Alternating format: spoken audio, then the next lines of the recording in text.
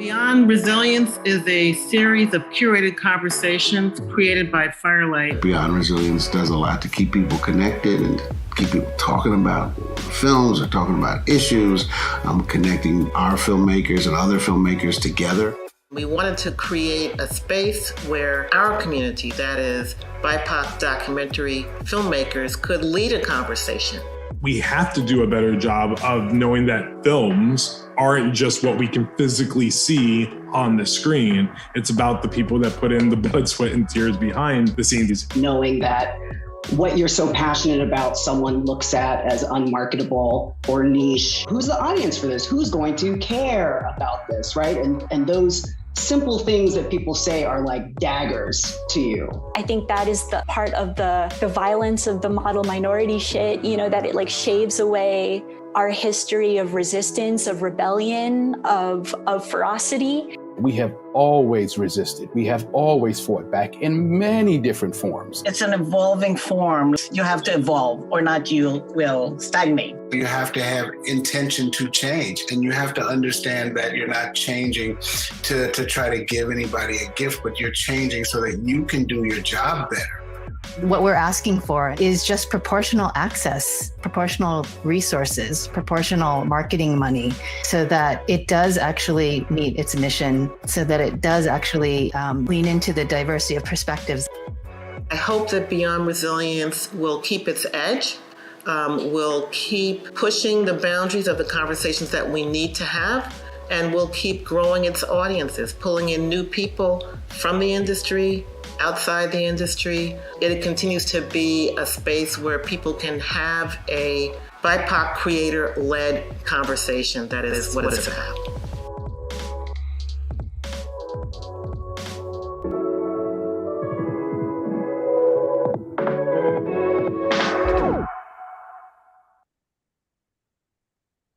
Good afternoon, everyone, and thank you for joining us. My name is Marcia Smith. My pronouns are she, her, hers, and I'm the co-founder and president of Firelight Media. I'm joining this event from Harlem in New York City on the land of the Munsee Lenape people. I'm a Black woman with clear glasses, green hoodie, a modest afro, and I won't say how old I am.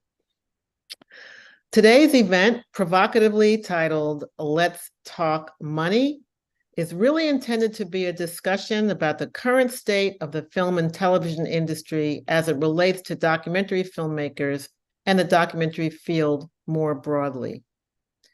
We are holding this event in solidarity with the members of the Writers Guild of America, of which I am a member, as well as the members of SAG-AFTRA.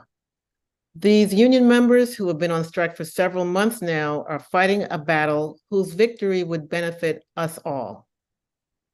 Filmmakers, producers, writers, actors, and the many other workers who devote their lives to the industry are the creative engine of the industry, yet are in many ways the most fragile economically.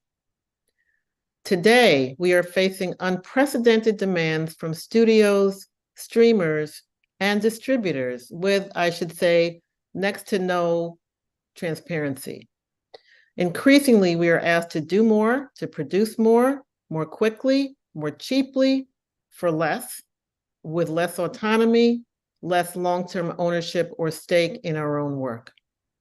While the issues that SAG-AFTRA and WGA members are striking over may differ from the issues that doc filmmakers face, they stem from the same source, a devaluation of the work of creators. I also want to note, as I have in other forums, that documentary filmmakers of color are in a particularly precarious position in what I would call being the miner's canary. BIPOC filmmakers struggle to build sustainable careers in the industry in ordinary times, even when they have demonstrated excellence in filmmaking. When the work of media makers is devalued in the larger sense, it is BIPOC makers who often suffer first and most acutely. I am very grateful to today's panelists, who will be introduced in just a moment, for joining us today to discuss these issues. Before that, a special thank you to our ASL interpreter, Sharon Pierre-Louis, for joining us today.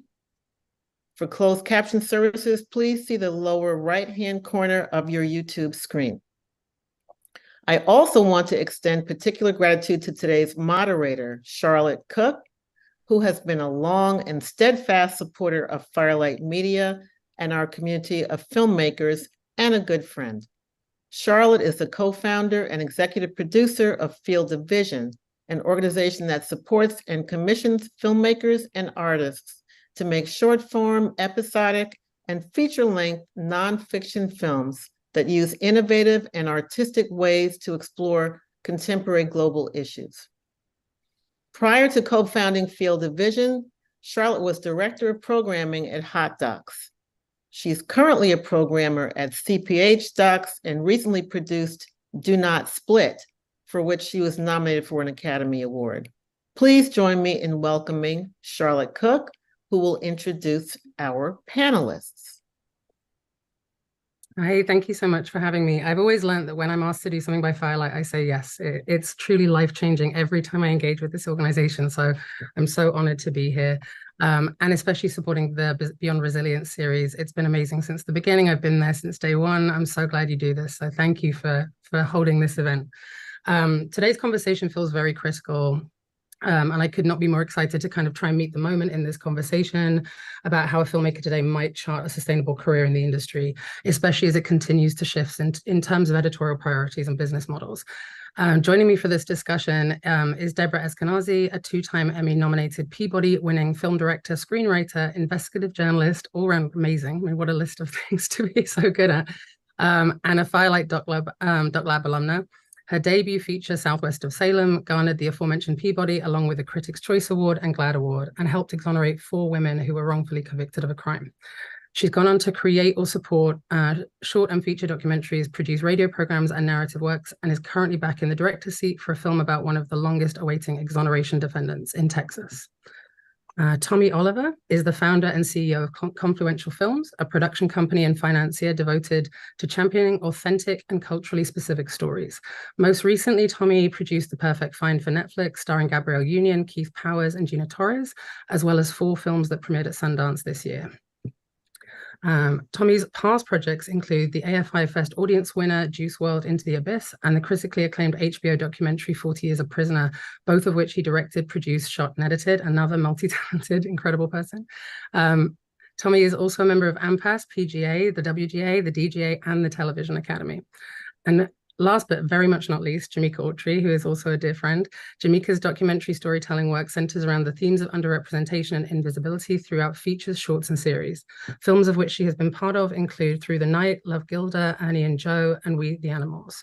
She's a 2022 Sundance Catalyst Fellow, a 2020 Women at Sundance Adobe Fellow, a 2019 Sundance Creative Producing Fellow, and was a recipient of the 2017 Impact Partners Documentary Producers Fellowship, and was selected for the inaugural Doc NYC 40 Under 40 list.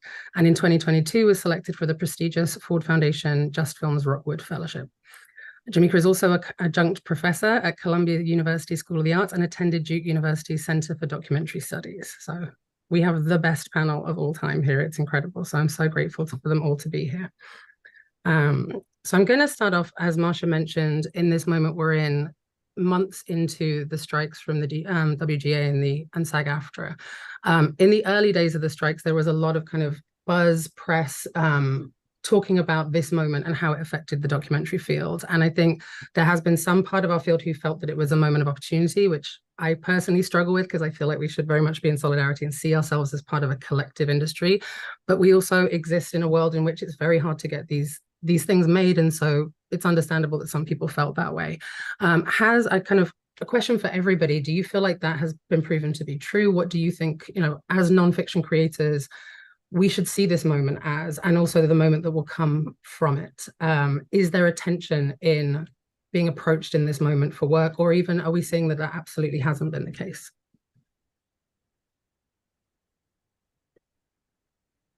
Nobody wants to start. Tommy, I'm going to call on you first. Look, I mean, I'm a WGA member, and so it is a complicated time. I think that there was this idea that, like in 2008, oh, we're gonna pivot to docs and to doc series and to unscripted, but that hasn't quite been the case. And so whether filmmakers have wanted to do it or not, the market has been in such disarray where places have not been buying, or they've had their mandates changed again and again. And so it's been hard. And in many ways, the strike has made it even harder. And so again, as a DGA member and a WGA member, like I am in firm support of supporting SAG-AFTRA as well. But it's hard, and people do need to figure out how to find opportunity within what's going on. And so overall, it's hard. I think it's also complicated by the fact that the documentary world has become a full-fledged industry at this point. And so it's no longer going out and making a film for, 250, 300,000. While that still happens, most people are making films where their budgets are in the late six figures, to like 1.5 million. And so it's not as easy to shift gears and raise that amount of money and then finish that film to meet the demands of the industry right now. I think the market's also changed quite a bit, where there was a time where docs were seemingly the new hot thing, even though there's been lots of folks making these for a very long time, and they were hot and people were willing to overpay for them. And that's changed. The market has cooled down quite a bit. Do you feel that that is across the board? Because I always kind of felt that the one thing we benefited from the streamers is, when that market was strong, because it really showed the audience was there. I think as an industry, we've often been gaslit by broadcasters and streamers that the audience isn't there, whereas the streamers coming out that big for documentaries showed that it was there. And that feels like that's a genie you kind of can't put back in the bottle, right? It's like they prove to us that the audience is there. Do you think that kind of the way that it's shifting right now, I mean, what do you think the factors are when it comes specifically to documentary rather than, other work? I think the audience is absolutely there. I think the streamers don't value them as much. And so part of what they're looking for are the big splashy things that, whether it's bringing in new customers or it's the type of content that is going to reduce churn. And so if it's not that, it's not a priority. And so I think overall, docs and doc spin has been deprioritized. But you think about the number of docs that you can do for one of those projects. One of those projects, it could change everything, but it's not what's at the top of the queue for them. There was a time when it felt like docs had this splash. And then what we discovered, especially right after, for example, my film came out in 2016. So my film was about 4 Latina lesbians who were indicted for gang raping 2 little girls. They didn't do it. The film helped exonerate them. And there was sort of a little blip of sort of splash of media surrounding the film. And all of a sudden, studios were interested, like, is there an audience where we could remake this? So the film itself, the IP, became an interesting thing where people were really like, it seemed to bop from studio to studio. And what that taught me, and through the process, because I wasn't prepared to go back to make my next doc. It took me 7 years to make this one. I was, completely like flat on my face. It was a lot of work. Was the IP started to intrigue people outside of the film world. And this is sort of what I want to bring to this, because it was such a surprise to me. For example, graphic novelists came to me and were like, we were really interested. How can we tell the story of, the San Antonio Four? I had somebody who came in who is a celebrity who funds musicals. And they were like, could this be interesting? I'm like, could it be? That's crazy. My composer was really interested in making a ballet. He writes ballets routinely. And what that taught me in a very short amount of time is, if an IP, if a story, if the characters are so beautiful, what other worlds can they live in outside of documentary? And if they're hitting this third rail, where else can it hit? Because it's clearly like, people are interested. And so I had a couple of films that were turned into scripted. And then now, of course, I don't know what's going to happen. And that's okay, because we are all aligned. But it was, it was an interesting thing, like having to think on your feet, got a mortgage to pay.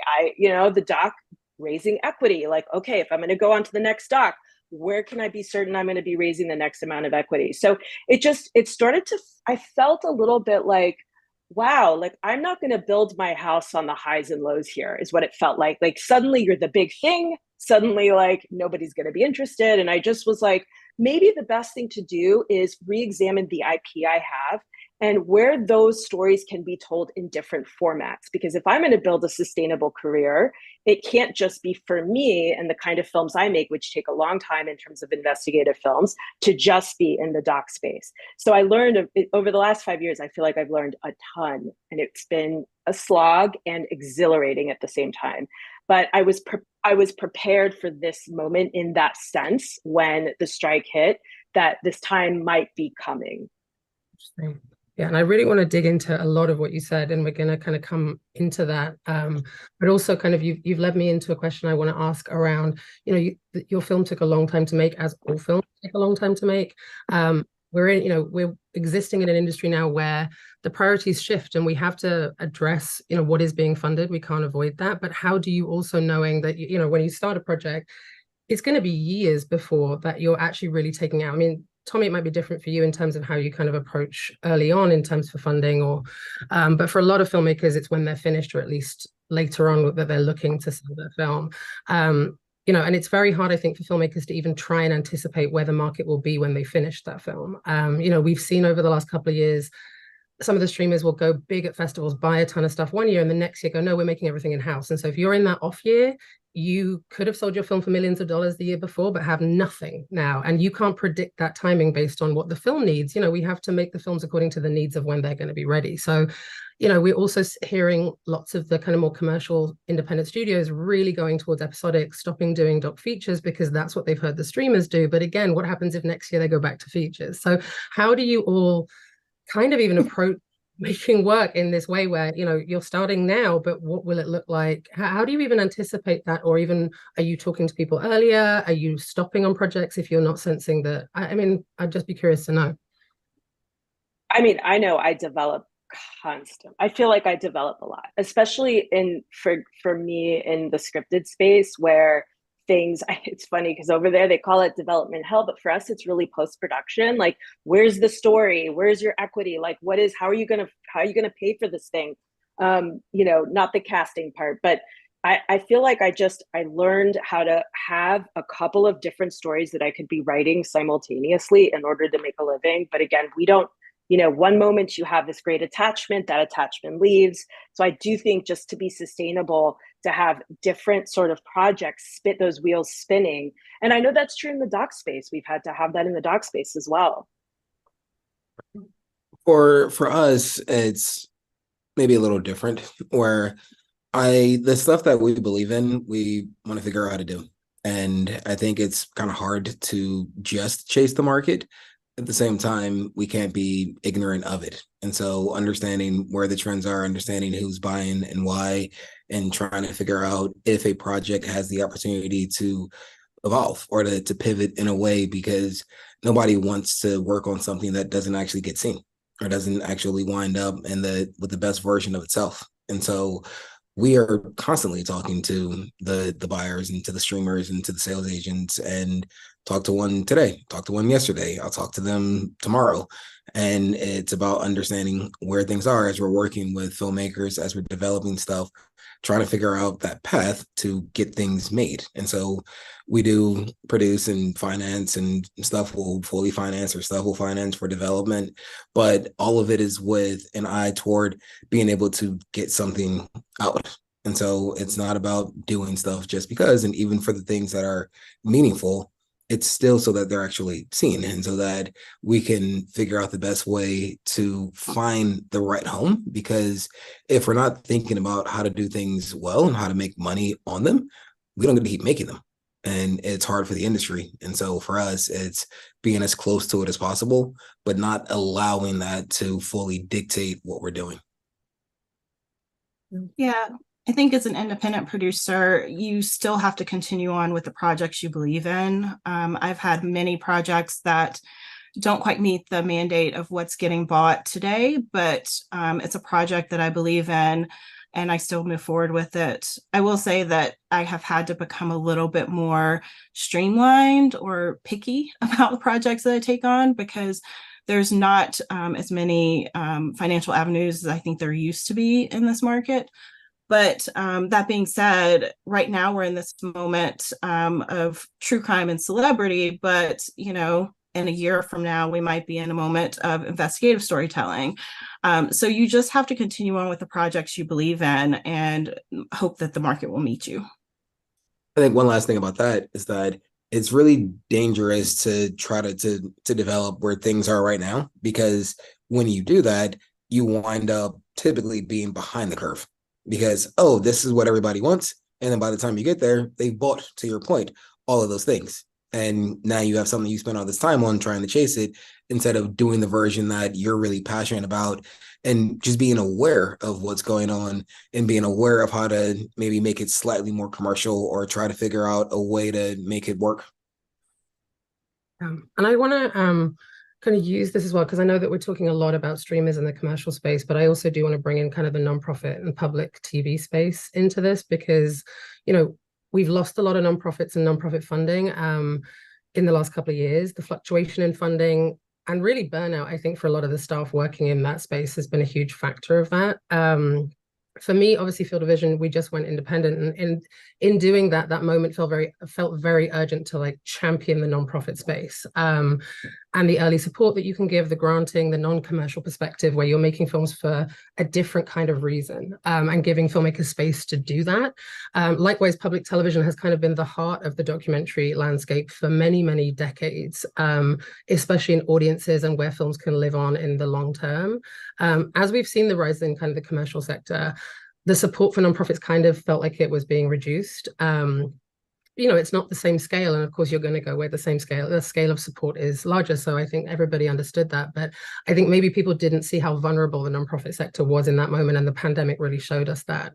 What are your thoughts on how we support those organizations? So if you're not making the commercial work, if you're making the work that you know probably isn't going to make a ton of money, but feels very culturally vital, is political, is, you know, has a social issue, or, you know, is trying to do something beyond the kind of the home of the streamer. And, you know, outside of their role, what do you think they should also be doing in this moment as well to counter some of this?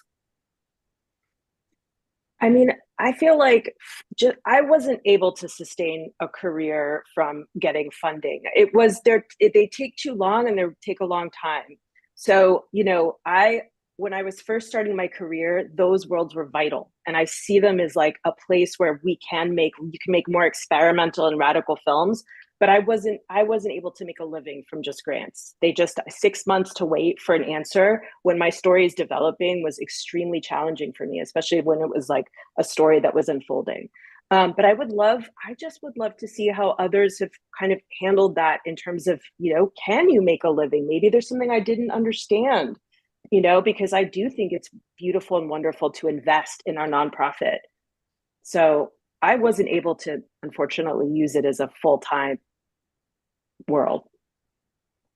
I think one of the lessons coming out of the pandemic is that I think when we were in the quote unquote golden age of documentary, we were leaning towards these bigger, splashier budgets and putting money into production value. I think beyond the pale, like one of the biggest issues is that we've always put money into places other than salaries and enrichment of ourselves. But that's a whole nother conversation, another topic. But what I've learned during the pandemic is it was actually a note from Kellen Quinn, who I admire a lot. And he always had the theory of making a film for as little money as possible, and then trying to figure out where you could add on. And I've really started to embrace that. And if you can be nimble, if you don't need, you know, gaffers and a 15-person crew to go out now and make your documentary, if you can stay nimble, stay flexible, there is a space for you to make a film, a really good film, a very visually beautiful film for $500,000. And ITVS is the perfect place for that. They still have a strong social justice agenda. They're actually supporting a lot of the films from diverse, people of color, regional films from the South, from the Midwest. They're putting their money where their mouth is in that respect. And I think that it's an open door for us to actually go back into the public television system in a new way and really explore that and champion ITVS in a bigger way. Okay. All right, I'm going to jump to, so one of the, Deb, you've already kind of touched on this, but I think, as filmmakers, especially in the documentary space, like, I don't think filmmakers fully grasp like the level of skill set that they have. I think we're often so used to wearing so many hats. It's something that, our field demands, and also the level of resilience and inventive nature you have to be able to get to make your work. And it's not as expected as it is in other mediums. And while there's a lot of problems in those expectations being there, often like filmmakers and producers and editors and everyone involved often may not see, or have the confidence to see how skilled that they are and ways that they could actually be harnessing that talent and skill set to broaden out their incomes and projects and different types of income that they're doing while they're also making other projects. Do you have any guidance for filmmakers how they can be utilizing that, or even broadening or understanding the skills that they have? Yeah, one of the things I can say that I started up my career as a crime writer. I worked at a private detective firm for many years in Manhattan until I couldn't stand to do that anymore. And I came to Texas, and then I worked on my big case. And one of the things I learned very quickly is the investigative chops of, a documentarian translates 100%. And I keep really meticulous notes. It's something I learned from the days of working as a, in the private detective sector. You keep case logs, and those became really critical for me when I was starting to rewrite and make world build in the scripted sense. And it is incredible that the things that can be kind of overwhelming in the scripted world, like the notion of development, seem sort of natural to me. It's like, we're finding the story at the beginning. Like, this is amazing. We find our story in the middle of the editing room, like, which is a whole other set of like fear, but they translate so beautifully. And I will say, as I'm coming back to the doc world from the scripted space, the one thing I learned resoundingly was the notion of world building, which is a big part of television.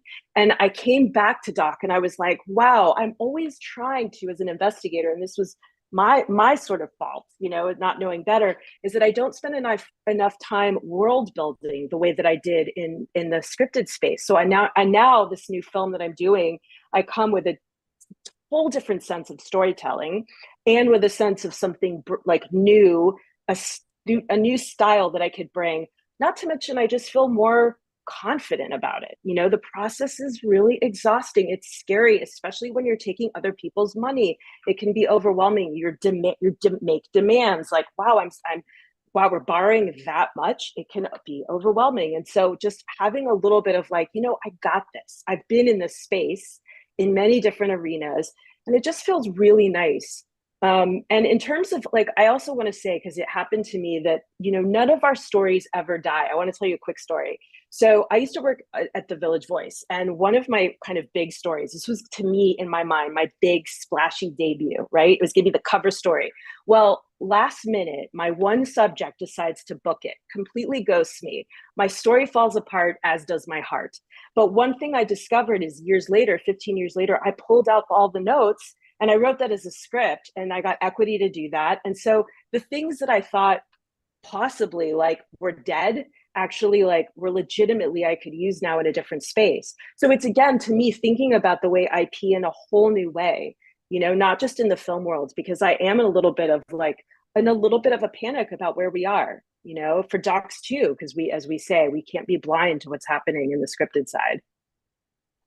Mm-hmm. What about you, Jameka? Like, how do you think, because you're obviously doing a lot of things multi-talented too, like how would you kind of give suggestions for the people to see that potential in themselves or even utilize it? I think it's really about staying true to who you are. And again, this is harping back to our last question or last comment session, but people really try to fit into the mold of whatever's hot at that moment, especially in the industry. And I think it's really about staying true to who you are. If you're an experimental filmmaker, stay in that lane, because there is a space for you. Same with investigative, same with social justice. And again, I think people focus sometimes too much on the wrong things and about the business side of it. And I always say, leave that to your producer, and they can figure out how to best figure out a place, how to market your film, how to sell it, how to get it into the right hands. But for the creative voices, really stay in your lane. There's a place for you. And Right now, especially, even though the market seems to be kind of picking and choosing where it's going to go, just remember the Academy Awards we just had. Every film that won was a risk taker. There were no safe bets there. So again, I just always champion people to do what they can do and what they do best. Stay in your lane. Simple, but sometimes hard to do. And Tommy, I would say think about time as an asset, and what are the skills that you would like to have, and what are the things that you think will make you a better filmmaker, a better documentarian, and realize that if you're not doing what you want to do now, that you can position yourself in 5 years or 7 years to have those skills. And so if it's also being an editor or being a shooter or being whatever it may be, find things now that contribute to that so that you can take care of your future self. So you can make you a better filmmaker in the future while doing things that allow you to be around people who are doing the kind of things that you want to do as well. That's great advice. And I'd love to hear more about Confluential Films, because I think it's such an interesting perspective, you working in this space as also a filmmaker and how you approach that. So I'd love to hear just about kind of how you're approaching financing films. What are you kind of looking for when you're considering supporting a film or even a particular filmmaker? So Confluential Films is the confluence of art, entertainment, and business done in a culturally specific fashion and made authentically. Meaning we're only doing the stuff that we are really passionate about, and we're only doing the stuff with storytellers who should be telling those films. And so what it really is, that balance of the art, entertainment, and business. And so it's finding ways that we can do things that we can be proud of, that we can do well. I'm a weirdo in that I'm as much a creative as I'm a business person. I'm also as much a business person as I am a techie, but it's realizing that there is opportunity within the creative and the business. If, like, for me, I love the business and I love the creative. I get as excited about breaking story as I do about figuring out how to do a good deal. And there's opportunities within that. And there's opportunities when you understand the creative to really push forward. And so, like, my wife and I created a show called Black Love, which we did 6 seasons of. We own the entire season, like the entire series, every single episode of it. Also, it was the only broadcast show on TV with literally a production crew of 2, where it was my wife and I. I did the entire, I was the DP, I was the gaffer, I was the AC, I was the grip, I did all of it. And understanding that it doesn't need to be bigger than it needs to be. And so, yes, we own it. We own it because we did it differently.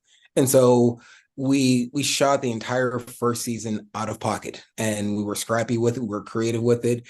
We created materials. We took it out. And because I love the business and I saw the opportunity, I was insistent when we took it out that, okay, we're going to license it. And when I went to the network, they were like, you want to do what? I was like, we want to license it to you. You want to do what? And it's like, we want to license it. And so we did. We took a comically low license fee for that first season. It premiered as the most viewed unscripted series in the network's history. And then we did 5 more seasons, and then we decided to end it. And so for us, it's about trying to find those spaces where we can empower the creatives, where we can create a system for all of us to win. And so that often means a responsible budget, understanding where the marketplace is, understanding how we can work together to all win. And so we can fully finance projects, we can co-fi projects, we can partner on stuff, we can do development. We also have the film, the doc that won the Grand Jury Prize at Sundance this year. And so going to Mars, Nikki Giovanni project, which we did with Joe and Michelle, and it was an incredible collaboration. And so for us, it's all about doing things that we can be proud of, that have a place in the marketplace, and that they're responsible. Because one of the things that I've seen, which drives me crazy, is that there are people who don't understand or choose not to understand the business side of it. And they'll come with a project that's really great, that is wholly irresponsible. It's like, here's this story that's really meaningful, and our budget is $2.4 million. Conversation's over. Like, we're not going anywhere. It's like, you don't understand what's going on. You don't understand that is a 1 in 100 outcome after you've already gotten into Sundance. And so it's not realistic. And so understanding that sometimes even if it's a great project, you've got to right size it with where things are and the willingness to work together. And so we're doing that we've got a project in post that we co-fied with, actually, I'm not going to say. We have a doc series we finance. We have another doc series. We have another feature in production, another doc feature in production. And so we're doing all sorts of fun, meaningful things that have something to say, but have the ability to break through. And so to break through commercially, to break through from a bold filmmaking standpoint, to break through because it's got something to say. And so that's a bit of us. And we also do movies and TV and unscripted and production services and all that stuff as well. I love that. I feel like I wish I had another hour to dig into how you can empower yourself through understanding the business, because I think it's something that people struggle with, also because it fluctuates all the time, but also really where you can advocate for yourself by having certain knowledge. But I also kind of wanted to talk about, thinking about the kind of empowerment side of framing. We talked about this earlier before we all kind of met together here, about the ways in which often we kind of feel like that we're on the back foot when actually we are in a power position a lot more than we realize when we're making films. And I kind of wanted to lead that into thinking about, like, what is the current pipeline when you consider BIPOC filmmakers in this space, and how do they kind of create their own, the ability to have more power in that space? Because, often, and I think in the description it was so beautifully worded about, we're losing authentic narratives. Audiences need to see their lived lives on screen.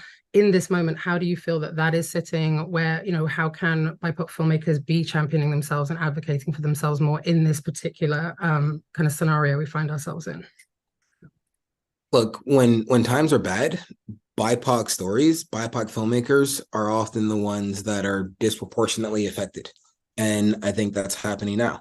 And so it requires being really smart and creative about what's going on. And like, even when times are good, it's still harder for BIPOC filmmakers. And one thing about us, like, we only put money into projects from creators of color. That's it. And we're very intentional about that.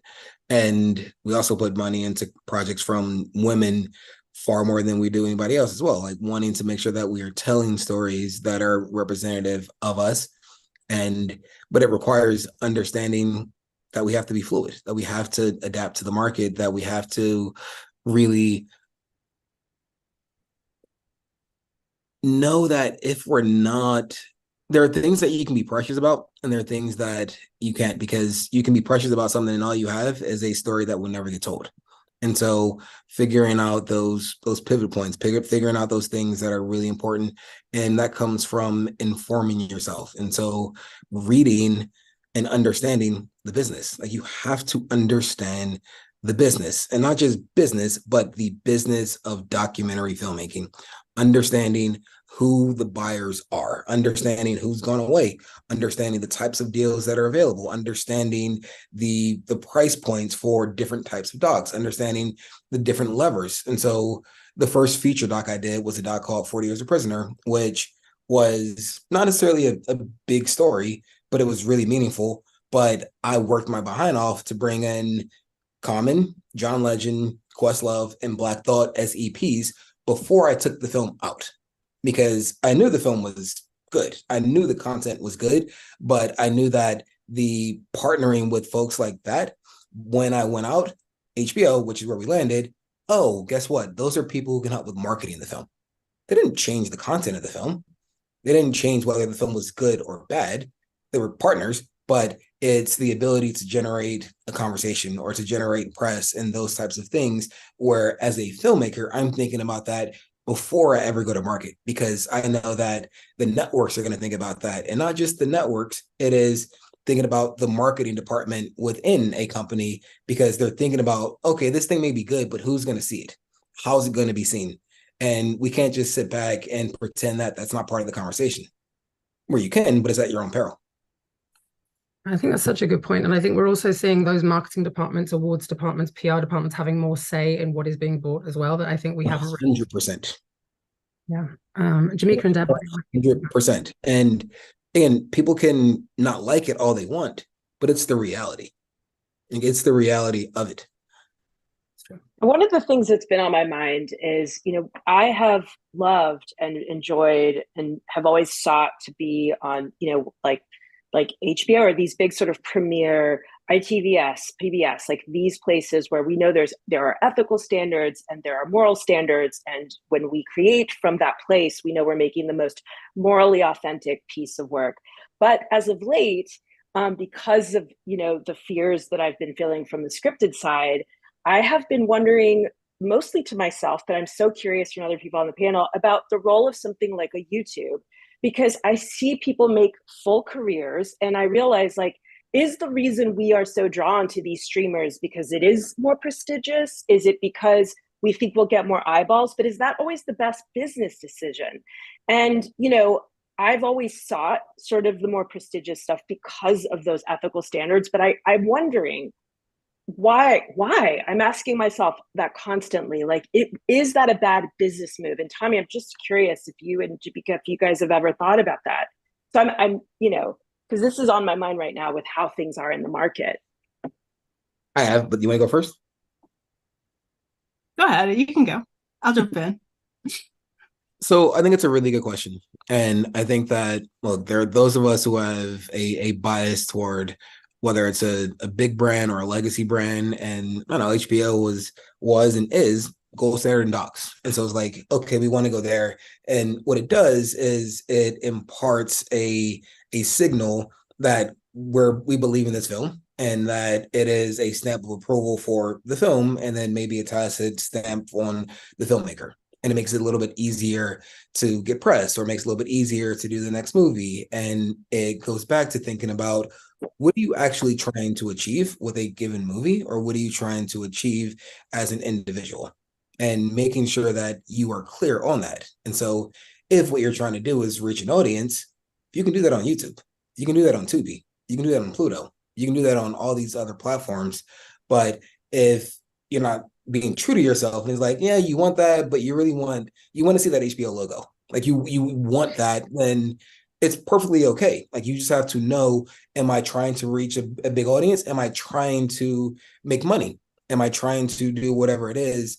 And be really clear about that. And then once you do that, then it makes it a little bit easier to figure out where the right home is, because you can do stuff profitably and it never goes to Netflix, never goes to Hulu, never goes to Amazon.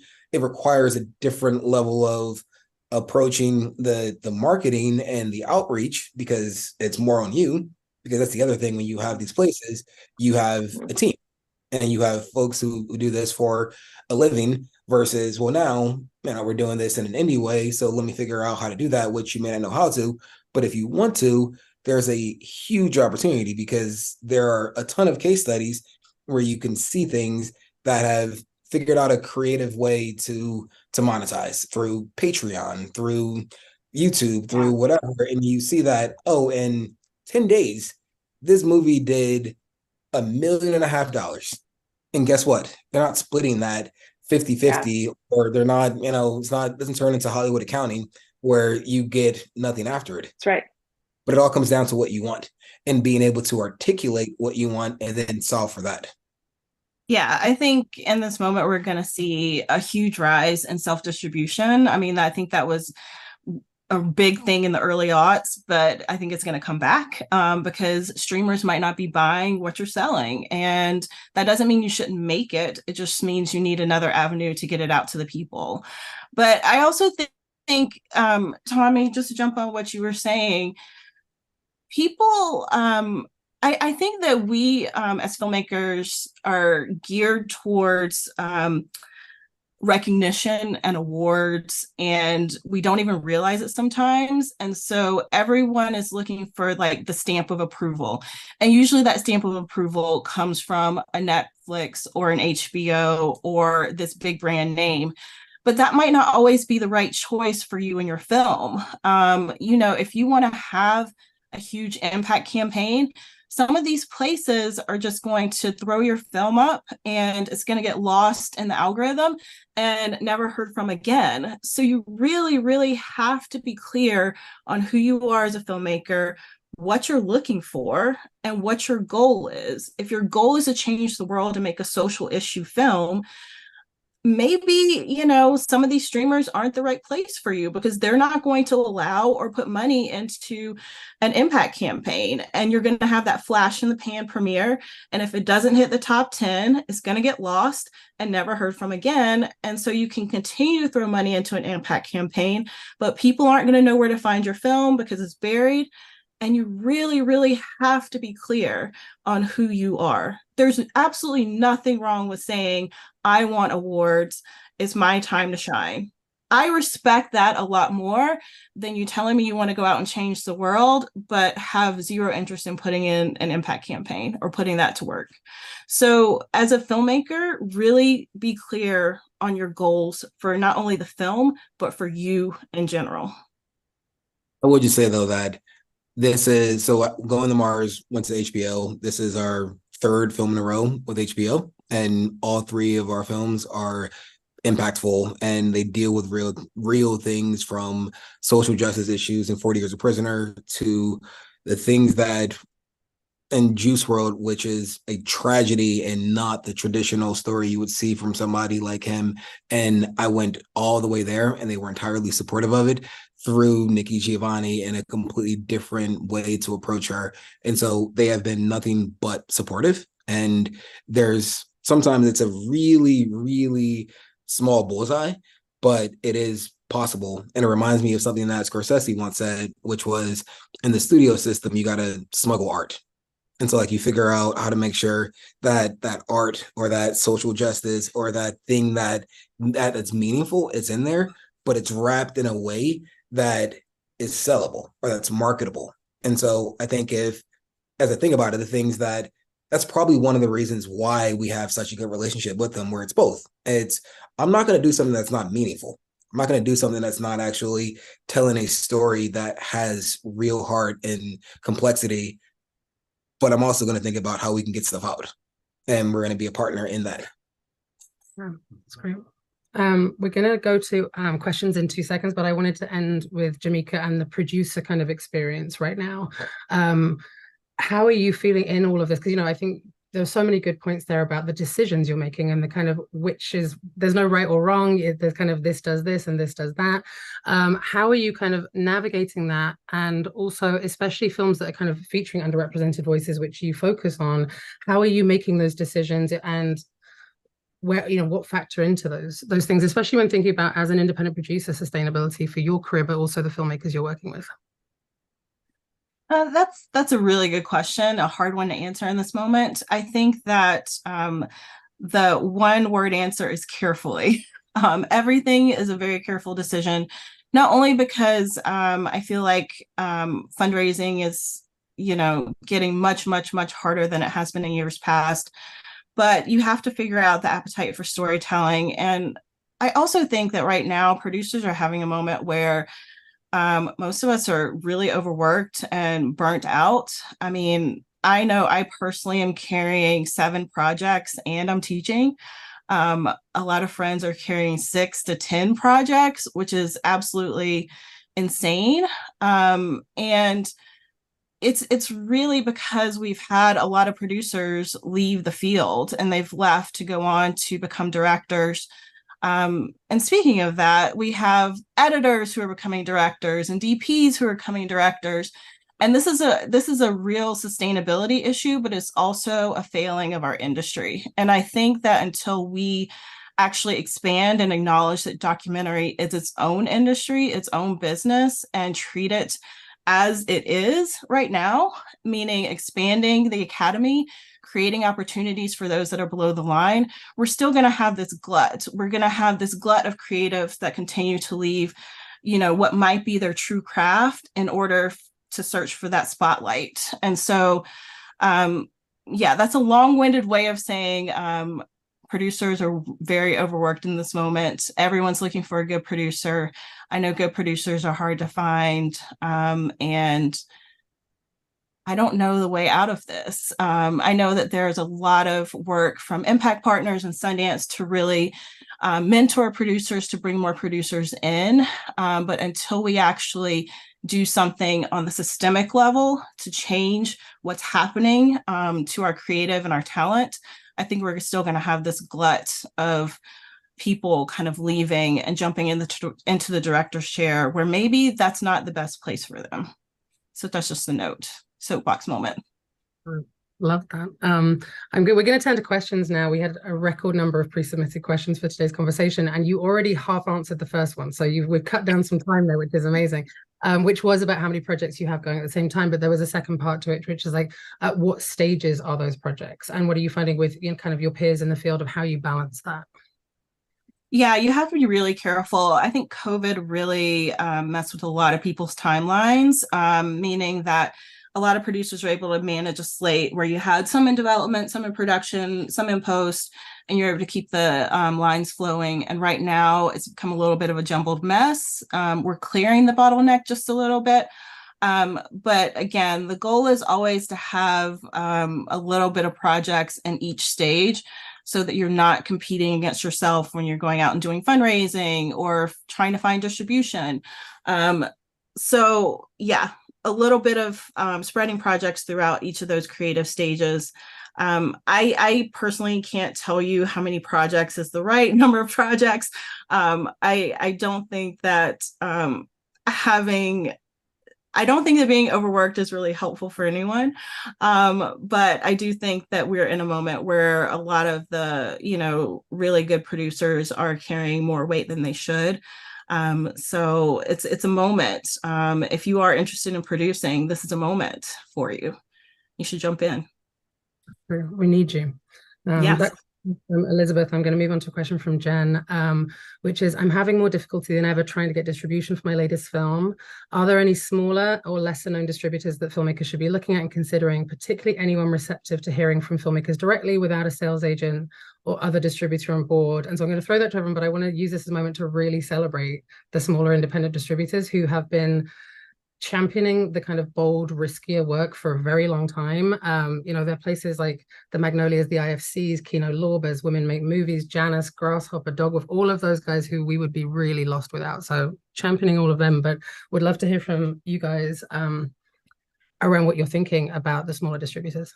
You forgot one, Field of Vision. Thanks. All right, who's going to jump in? Someone's got to. It's interesting if any of the educational distributors might be helpful for this individual. I'm just curious what kind of film. I'd want to know more about what kind of film it is, but offhand, I can't, that's the thing. I can't think of any offhand in terms of smaller that I think is, surviving or thriving right now.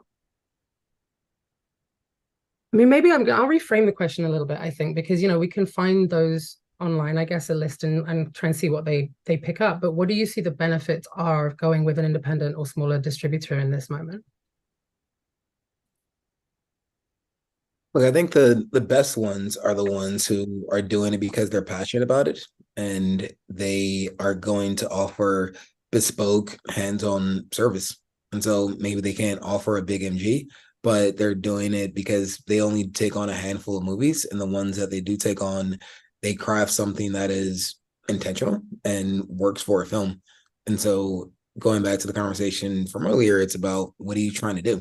You want your film to be seen, you want your film to be cared for. And so I think for those reasons, smaller distributors are sometimes the right choice.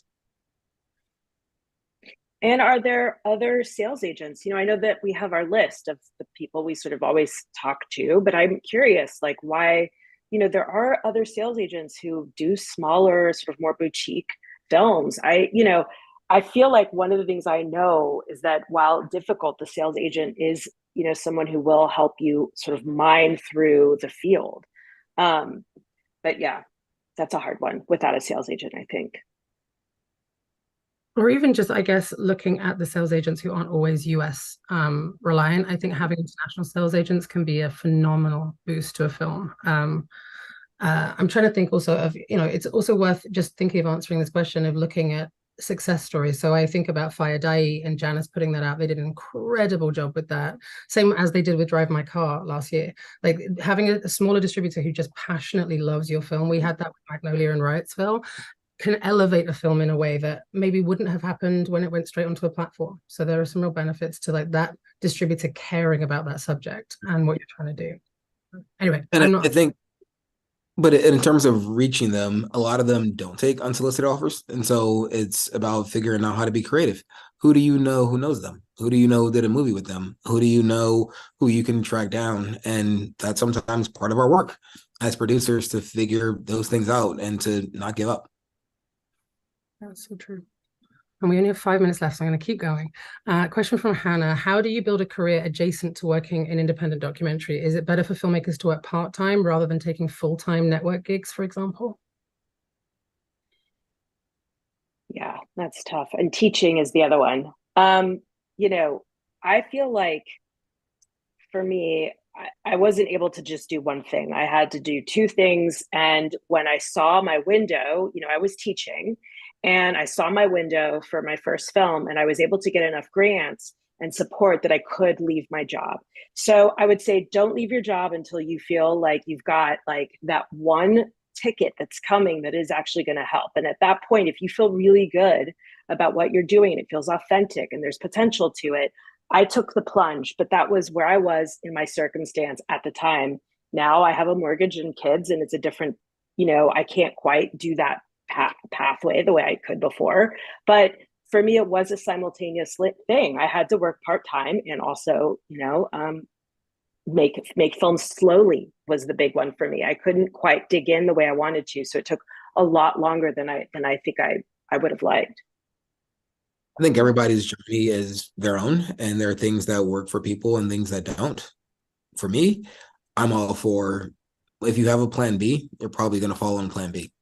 And so how do you figure out how to focus as much as you can on what you want to do? And so have whatever you're doing take as little of your brain space, as little of your time, because if you think you're going to be able to build a real career on the side, I think the likelihood of that goes down significantly the longer you're doing that. And so the more you can make the dream the priority, and by priority, I mean the thing you're spending your time on, the thing that you are spending your brain space on as much as you can, as quickly as you can, would be my suggestion. I'm going to say something that's probably going to be controversial, but I really caution everyone in this moment, because I think we have done a slight disservice in the past few years. We had moments of everyone being on the page of like, tell your own story and really championing the BIPOC filmmaker. But I think we're not acknowledging that the documentary industry is really built inherently on a lot of wealthy individuals and a lot of people that have trust funds. I'm going to say the quiet part out loud.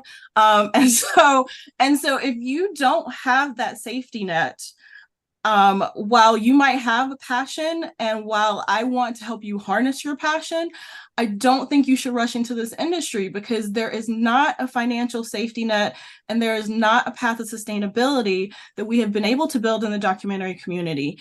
And so I think I do think it's a little foolish not to acknowledge that. And so I'm going to be the naysayer and say, continue to harness your job and continue to harness your passion on the side.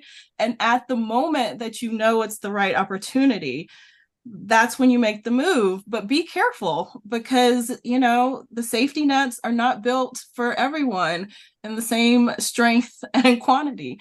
And so I think that right now we have a lot of filmmakers who are trying to figure out, like, what do I do to make rent? And that's always been the case, but we just don't talk about it. So until we really fix this inherent sustainability and wealth and economic issue that is built into the documentary industry, I think we're in trouble. I'm going to yes and that very quickly. And so I think there's so much to what you said, and it is absolutely the case. But I think it depends on the type of documentary or where within the doc ecosphere you're trying to land. And so if you're trying to do a doc that is a small doc that is likely going to land on public TV where you're not going to make any money, you should absolutely take your time, be patient with it.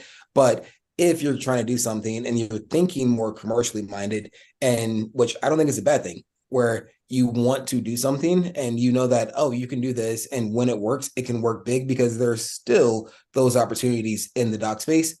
That's the sort of thing that I think, for me, go all in, figure out how to do it, and know that you can't go all in for a long time.